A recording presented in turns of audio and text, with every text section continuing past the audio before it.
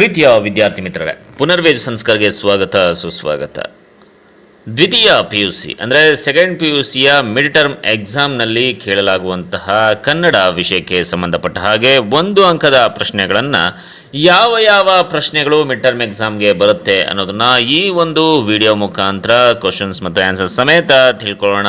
ಹಾಗೆಯೇ ಹೊಸದಾಗಿ ನೀವು ನಮ್ಮ ಚಾನಲನ್ನು ನೋಡ್ತಾ ಇದ್ದರೆ ಇನ್ನೂ ಕೂಡ ನಮ್ಮ ಚಾನಲನ್ನು ಸಬ್ಸ್ಕ್ರೈಬ್ ಮಾಡಿಲ್ಲ ಅಂತಂದರೆ ಸಬ್ಸ್ಕ್ರೈಬ್ ಮಾಡಿ.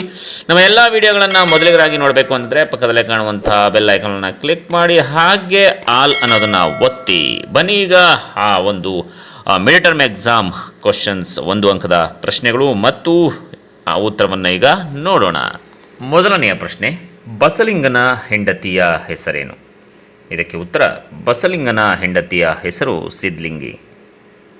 ಪ್ರಶ್ನೆ 2, ಬಸಲಿಂಗನಿಗೆ ಕಾಣಿಸಿಕೊಂಡ ತೊಂದರೆ ಯಾವುದು? ಇದಕ್ಕೆ ಸರಿಯಾದ ಉತ್ತರ, ಬಸಲಿಂಗನಿಗೆ ಕಾಣಿಸಿಕೊಂಡ ತೊಂದರೆ ಕಣ್ಣಿನ ನೋವು. ಮೂರನೆಯ ಪ್ರಶ್ನೆ, ಬಸಲಿಂಗನಿಗೆ ಮೊದಲು ಯಾವ ಕಣ್ಣಿನಲ್ಲಿ ನೋವು ಆರಂಭವಾಯಿತು? ಇದಕ್ಕೆ ಸರಿಯಾದ ಉತ್ತರ, ಬಸಲಿಂಗನಿಗೆ ಮೊದಲು ಎಡಗಣ್ಣಿನಲ್ಲಿ ನೋವು ಆರಂಭವಾಯಿತು. ಇನ್ನು 4ನೆಯ ಪ್ರಶ್ನೆ, ಮುಟ್ಟಿಸಿಕೊಂಡವನು ಕಥೆಯಲ್ಲಿ ಬರುವ ಸರ್ಕಾರಿ ಆಸ್ಪತ್ರೆಯ ವೈದ್ಯರ ಹೆಸರೇನು? ಉತ್ತರ, ಮುಟ್ಟಿಸಿಕೊಂಡವನು ಕಥೆಯಲ್ಲಿ ಬರುವ ಸರ್ಕಾರಿ ಆಸ್ಪತ್ರೆಯ ವೈದ್ಯರ ಹೆಸರು ಡಾಕ್ಟರ್ ತಿಮ್ಮಪ್ಪ. ಇನ್ನು 5ನೆಯ ಪ್ರಶ್ನೆ, ಸರ್ಕಾರಿ ಆಸ್ಪತ್ರೆಯ ಬಗ್ಗೆ ಬಸಲಿಂಗನಲ್ಲಿದ್ದ ಅಭಿಪ್ರಾಯವೇನು? ಇದಕ್ಕೆ ಉತ್ತರ, ದಿಕ್ಕು ದಿವಾಳಿ ಇಲ್ಲದವರು ಹೋಗುವ ಜಾಗವೆಂಬ ಅಭಿಪ್ರಾಯ ಬಸಲಿಂಗನದ್ದಾಗಿತ್ತು. ಇನ್ನು 6ನೆಯ ಪ್ರಶ್ನೆ, ಬಸಲಿಂಗನು ಡಾಕ್ಟರ್ ತಿಮ್ಮಪ್ಪನಿಗೆ ಏನೆಂದು ಸುಳ್ಳು ಹೇಳಿದನು?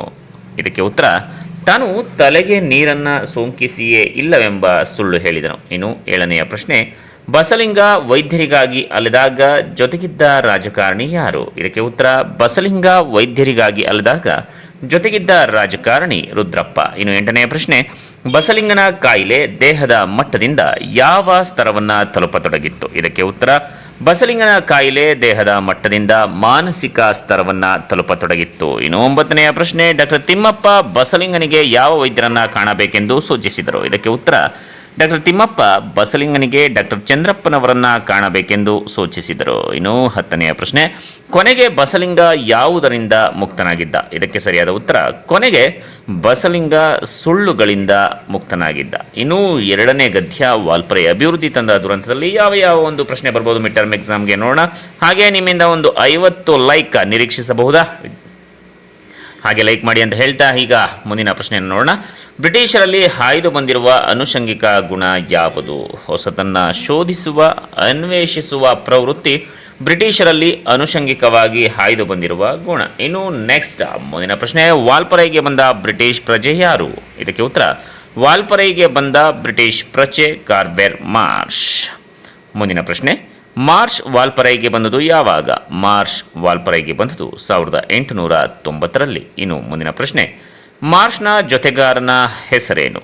ಇದಕ್ಕೆ ಸರಿಯಾದ ಉತ್ತರ, ಮಾರ್ಷ್ನ ಜೊತೆಗಾರನ ಹೆಸರು ಪೂರ್ಣಚ್ಚಿ. ಇನ್ನು ಮುಂದಿನ ಪ್ರಶ್ನೆ, ಕೆಂಪು ಪಟ್ಟಿಗೆ ಸೇರಿದ ಪ್ರಾಣಿ ಯಾವುದು? ಇದಕ್ಕೆ ಉತ್ತರ, ಕೆಂಪು ಪಟ್ಟಿಗೆ ಸೇರಿದ ಪ್ರಾಣಿ ಸಿಂಹ ಬಾಲದ ಕೋತಿಗಳು. ಇನ್ನು ಮುಂದಿನ ಪ್ರಶ್ನೆ, ವಾಲ್ಪರೈನ ದುರಂತದ ಮೂಲ ಬೀಜಗಳು ಯಾವ ರೂಪದಲ್ಲಿ ಬಂದವು? ವಾಲ್ಪರೈನ ದುರಂತದ ಮೂಲ ಬೀಜಗಳು ಚಹಾ ಗಿಡದ ರೂಪದಲ್ಲಿ ಬಂದವು. ಇನ್ನು ಮುಂದಿನ ಗದ್ಯ ಆಯ್ಕೆ ಇದೆ ನಮ್ಮ ಕೈಯಲ್ಲಿ. ಈ ಒಂದು ಗದ್ಯಕ್ಕೆ ಸಂಬಂಧಪಟ್ಟ ಹಾಗೆ ಯಾವ ಕ್ವಶನ್ಸ್ ಕೇಳ್ತಾರೆ ಮಿಡ್ ಟರ್ಮ್ ಎಕ್ಸಾಮ್ಗೆ ನೋಡೋಣ ವಿದ್ಯಾರ್ಥಿ ಮಿತ್ರರೇ. ಅದರಲ್ಲಿ ಕ್ವಶನ್ಸ್ ಹೇಗಿದೆ, ಲೇಖಕಿಗೆ ಯಾವಾಗ ರೇಗೆ ಹೋಗುತ್ತಿತ್ತು? ಏನು ಮಾಡೋಕ್ಕಾಗುತ್ತೆ, ಎಲ್ಲ ಹಣೆ ಬರಹ, ಆಗೋದು ಹಾಗೆ ಆಗುತ್ತೆ ಎಂದಾಗ ಲೇಖಕಿಗೆ ರೇಗೆ ಹೋಗುತ್ತಿತ್ತು. ಇನ್ನು ಮುಂದಿನ ಪ್ರಶ್ನೆ, ಲೇಖಕಿಯ ಪತಿ ಯಾವ ತೊಂದರೆಯಿಂದ ಬಳಲುತ್ತಿದ್ದರು? ಇದಕ್ಕೆ ಸರಿಯಾದ ಉತ್ತರ, ಲೇಖಕಿಯ ಪತಿ ಕೆಳಹೊಟ್ಟೆಯ ನೋವಿನಿಂದ ಬಳಲುತ್ತಿದ್ದರು. ಇನ್ನು ಮುಂದಿನ ಪ್ರಶ್ನೆ, ಕಿಡ್ನಿ ಸ್ಟೋನ್ ಬಗ್ಗೆ ತಿಳಿಯಲು ಲೇಖಕಿ ಯಾರನ್ನು ಭೇಟಿ ಮಾಡಿದರು? ಇದಕ್ಕೆ ಉತ್ತರ, ಕಮಲಮ್ಮ ಮೇಡಮ್ ಮತ್ತು ಮುದ್ದೇಗೌಡರನ್ನು ಭೇಟಿ ಮಾಡಿದರು. ಇನ್ನು ಮುಂದಿನ ಪ್ರಶ್ನೆ, ಲೇಖಕಿಯ ಪತಿಯನ್ನು ಸೋನೋಗ್ರಫಿ ರೂಮಿಗೆ ಕರೆದೊಯ್ದಿದ್ದೇಕೆ? ಇದಕ್ಕೆ ಉತ್ತರ, ಕಲ್ಲು ಇರುವ ಸ್ಥಳವೇನಾದರೂ ಚಲಿಸಿದ್ದರೆ ತಿಳಿಯಲು. ಇನ್ನು ಮುಂದಿನ ಪ್ರಶ್ನೆ, ಅದೃಷ್ಟದ ಪ್ರಶ್ನೆ ಬಂದಾಗ ಲೇಖಕಿಗೆ ಯಾರು ನೆನಪಾಗುತ್ತಾರೆ? ಇದಕ್ಕೆ ಉತ್ತರ, ಅದೃಷ್ಟದ ಆಯ್ಕೆ ಪ್ರಶ್ನೆ ಬಂದಾಗ ಲೇಖಕಿಗೆ ಸೀತಾ ನೆನಪಿಗೆ ಬರುತ್ತಾಳೆ. ಇನ್ನು ಮುಂದಿನ ಪ್ರಶ್ನೆ, ದುರಾಸೆಯ ಹುಡುಗನನ್ನ ನಿರಾಕರಿಸಿದವರು ಯಾರು? ಇದಕ್ಕೆ ಸರಿಯಾದ ಉತ್ತರ ದುರಾಸೆಯ ಹುಡುಗನನ್ನ ನಿರಾಕರಿಸಿದವರು ನಿಶಾ ಶರ್ಮಾ. ಇನ್ನು ಮುಂದಿನ ಪ್ರಶ್ನೆಗಳನ್ನು ನೋಡೋಣ ವಿದ್ಯಾರ್ಥಿ ಮಿತ್ರರೇ. ಅದುವೇ ಧಣಿಗಳ ಬೆಳ್ಳಿ ಲೋಟ ಗದ್ಯ ಭಾಗದಲ್ಲಿ ಬರುವಂಥದ್ದು. ಪ್ರಶ್ನೆಗಳು ಯಾವ್ಯಾವಿದೆ ಅಂತ ನೋಡೋಣ. ಅದರಲ್ಲಿ ಧಣಿಗಳ ಮನೆಯ ಪಕ್ಕದಲ್ಲಿ ಹರಿಯುತ್ತಿದ್ದ ಹೊಳೆ ಯಾವುದು? ಧಣಿಗಳ ಮನೆಯ ಪಕ್ಕದಲ್ಲಿ ಹರಿಯುತ್ತಿದ್ದ ಹೊಳೆ ಶಾಂಭವಿ ಹೊಳೆ. ಇನ್ನು ಮುಂದಿನ ಪ್ರಶ್ನೆ, ಗುಡ್ಡ ಹೊಳೆಯಲ್ಲಿ ಯಾವ ಆಟ ಆಡುತ್ತಿದ್ದನು? ಗುಡ್ಡ ಹೊಳೆಯಲ್ಲಿ ಮರಿಮೀನುಗಳನ್ನು ಹಿಡಿಯುವ ಆಟ ಆಡುತ್ತಿದ್ದನು. ಇನ್ನು ಮುಂದಿನ ಪ್ರಶ್ನೆ, ಧಣಿಗಳ ಹೆಸರೇನು? ಇದಕ್ಕೆ ಉತ್ತರ ಧಣಿಗಳ ಹೆಸರು ವೆಂಕಪ್ಪಯ್ಯ. ಮುಂದಿನ ಪ್ರಶ್ನೆ, ಬೆಳ್ಳಿ ಲೋಟ ಲಪಟಾಯಿಸಿದ ಅಪವಾದವನ್ನು ಯಾರ ಮೇಲೆ ಹೊರಿಸಲಾಯಿತು? ಇದಕ್ಕೆ ಸರಿಯಾದ ಉತ್ತರ ಕುದುಪನ ಕುಟುಂಬದ ಮೇಲೆ ಹೊರಿಸಲಾಯಿತು. ಧಣಿ ಎಂದಿಗೂ ಯಾರನ್ನು ನಂಬುವುದಿಲ್ಲ.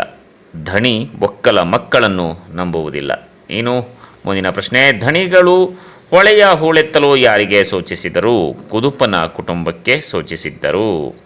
ಬೆಳ್ಳಿ ಲೋಟ ಏನನ್ನು ಕಳೆದುಕೊಂಡಿತ್ತು? ಬೆಳ್ಳಿ ಲೋಟ ತನ್ನ ನೈಜ ಬಣ್ಣ ಮತ್ತು ಗಾಂಭೀರ್ಯವನ್ನು ಕಳೆದುಕೊಂಡಿತ್ತು. ಇನ್ನು ಮುಂದಿನ ಪ್ರಶ್ನೆ, ಧಣಿಗಳ ದಾಂಪತ್ಯಕ್ಕೆ ಯಾವುದು ಮೂಕ ಸಾಕ್ಷಿಯಾಗಿತ್ತು? ಧಣಿಗಳ ದಾಂಪತ್ಯಕ್ಕೆ ಬೆಳ್ಳಿ ಲೋಟ ಮೂಕ ಸಾಕ್ಷಿಯಾಗಿತ್ತು. ಪ್ರೀತಿಯ ವಿದ್ಯಾರ್ಥಿ ಮಿತ್ರರೇ, ಮಿಡ್ ಟರ್ಮ್ ಎಕ್ಸಾಮ್ನಲ್ಲಿ ಕೇಳಲಾಗುವಂತಹ 1 ಅಂಕದ ಪ್ರಶ್ನೆಗಳನ್ನು ಹಾಗೆ ಉತ್ತರಗಳನ್ನು ನೋಡಿದ್ರಲ್ವಾ?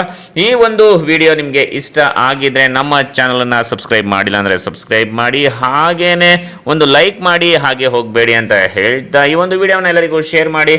ಮುಂದಿನ ವಿಡಿಯೋದಲ್ಲಿ ಹೊಸ ಪಾಠದ ಜೊತೆ ಇಂಪಾರ್ಟೆಂಟ್ ಕ್ವಶನ್ಸ್ ಮತ್ತು ಆನ್ಸರ್ ಜೊತೆ ಭೇಟಿ ಆಗ್ತೀನಿ. ಅಲ್ಲಿವರೆಗೂ ನಮಸ್ಕಾರ.